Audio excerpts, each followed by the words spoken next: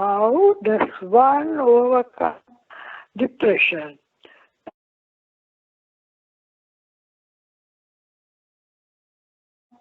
Depression. Now, what is depression? Depression means actually you think you feel so miserable by thinking, imagining, thinking of the past, thinking of the future. So when your mind is not, you are not mindful of the present.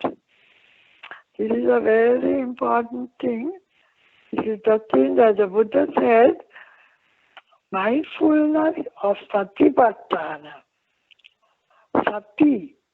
You have to develop sati, that is to be in the present moment.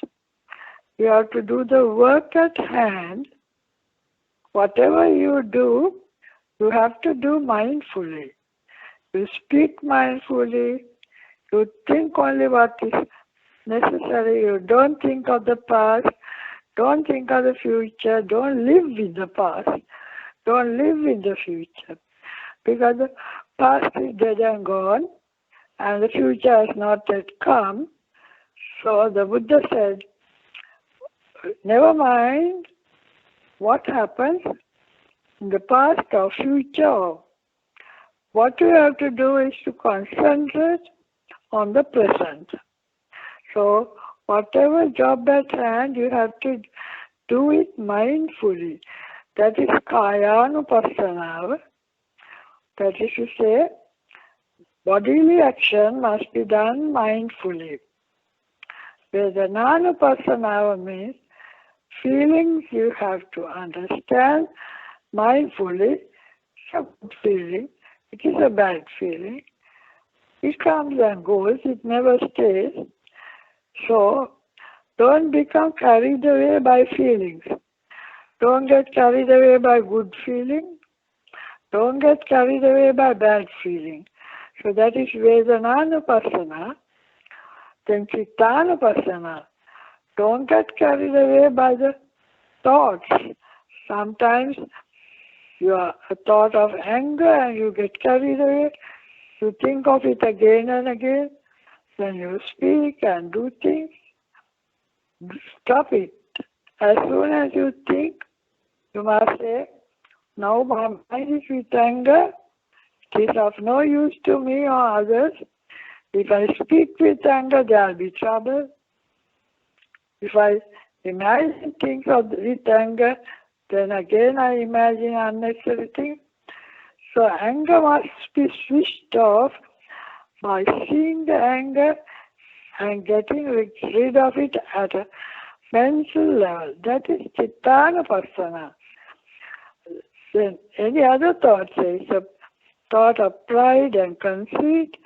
This is my selfishness, this is my pride. I'm speaking with pride, I'm working with pride and conceit.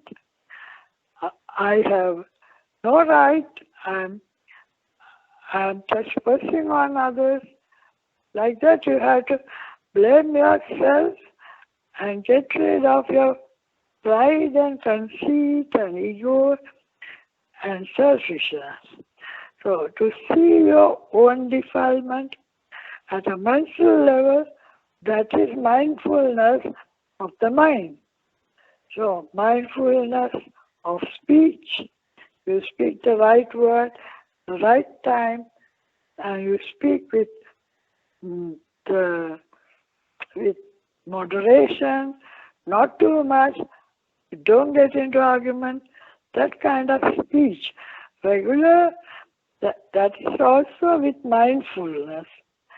Then all actions, say you're working in the kitchen, you're sweeping, dusting, cleaning, and even your bodily actions, toilet, washing your face, brushing your teeth, all physical action is done mindfully, all speech is done mindfully, all thinking is mindful. You don't think the unnecessary rubbish, you think only what is necessary. That also, not in the past, not in the future, only in the present. So that mindfulness you have to develop. Otherwise you are having a restless mind, diffused mind, confused mind, and that's the thing that leads on to depression. So the only antidote is being mindful of the present. So for that you have to cultivate it. It doesn't come naturally. Mindful of the work at hand, mindful of bodily action, mindful of speech, mindful of the mind. It's the mind that makes you depressed. You think of unnecessary rubbish, you fear the future, you're unhappy about the past. All those things contribute towards depression until it becomes a sickness and you have to treat. So the best is to cultivate mindfulness of the present. Okay?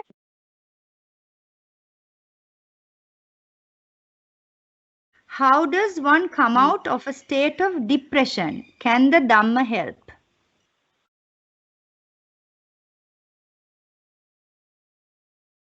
That is, you think unnecessary rubbish, and then you believe in that and you can't get out of it. You don't know how to get rid of that mindset, and you are sunk in a mud lake. You don't know how to come out of it. It is just by wrong thinking that you get depression. If you see the absolute reality, you will never be depressed. Then you will see the suffering of all mankind, not only me. Then the universal truth of suffering. Then you don't worry about myself. This that kind of a depression arises when they think only me, I, and mine. So when you know everybody is suffering, you give up the suffering. And also that the cause of suffering is tanha or greed or desire or something. When you know that this desire, this greed is the cause of my suffering, then also you know how to get rid of it. then you know that you have to be kind and generous to the world as you practice metta bhavana or something. Then also you know that I am very selfish. I have ego, pride, and mostly pride and conceit, and I am selfish. That is why I'm asking for the satisfaction from whatever I desire. And that is the reason why for the depression. So when you have wisdom, you see all these things, and then you never get depressed. You feel sorry for the world. You want to go and help the world. You don't remember yourself. You become unselfish. You want to go out of the way to spend your time, energy, and sacrifice for others, for the good of others. So, if you are depressed, it means you are only thinking of yourself, me, I, and mine, and my ego, my pride, my fear, my anger, me, I, mine. So that's the thing that depresses. It's really wrong thinking. And one has to come out of it and see the absolute reality of the whole world. Okay? Puni, it's generally recommended in a worldly sense that it's best to allow yourself to feel every emotion, be it happiness or sadness, grief, frustration, anxiety, fear, anger, etc. Because feeling the emotion is said to help one get over it. But according to the Dhamma, it's seen as futile to linger or dwell on these emotions. So how should lay people like us deal with these emotions till we attain the path?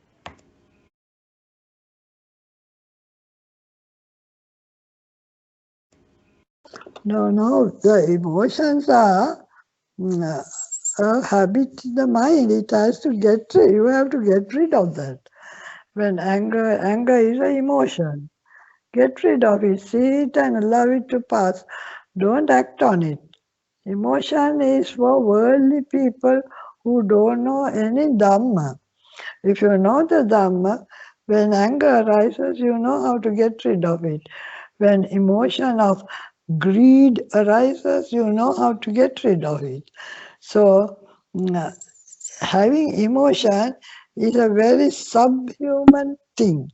It is not a elevated way of thinking, not the way of thinking for an enlightened person. So you have to understand emotions are not necessary at all. You can speak word or two, but you must not be uh, because you can't. It doesn't help anybody. Say someone is in trouble, and you get emotionally. You also get angry and pain and suffering with that. How can you eradicate it when you have it all together? It's like if someone is in a pit, you can't also get into the pit and rescue that person. You have to stay up there and have the strength to rescue that person. If you get emotionally attached, that means you are also one of them and you can't help them, neither can you help yourself. So emotion is completely out. You have to see them objectively, see the truth of suffering. This is the truth of anicca, impermanence. This is the truth of non-self, that causes and conditions are responsible for this. It is beyond us. We have no control about these worldly things. So once you understand that, you learn how to give up emotion. Emotion is not necessary at all, but you can always show your loving kindness by word, by speech and action. But that doesn't mean that you are emotionally attached to them or angry with them. You can show your loving kindness in speech or action, not only in your thinking. So instead of emotion, I would suggest that you keep up with loving kindness in your thinking and speech and action. So you speak only what is necessary and you don't overdo it or underdo it. Then you do what is necessary, you don't overdo or underdo. So loving kindness is without expecting any returns, whereas emotion is expecting returns. Then you think that if you also cry with them, then they will also cry with you, which is wrong. Emotion is expecting returns. That is tanha or greed or attachment. But metta is non-greed, non-hate, and wisdom. So you must always substitute metta in thinking, in speech, and action.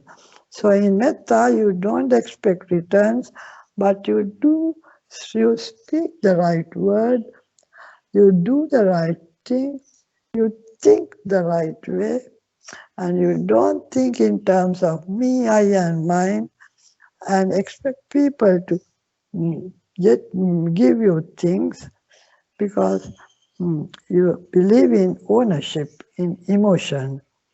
So, metta is a good substitute for you, emotion. Okay? Sadhu, sadhu. Thank you, Bhikkhuni.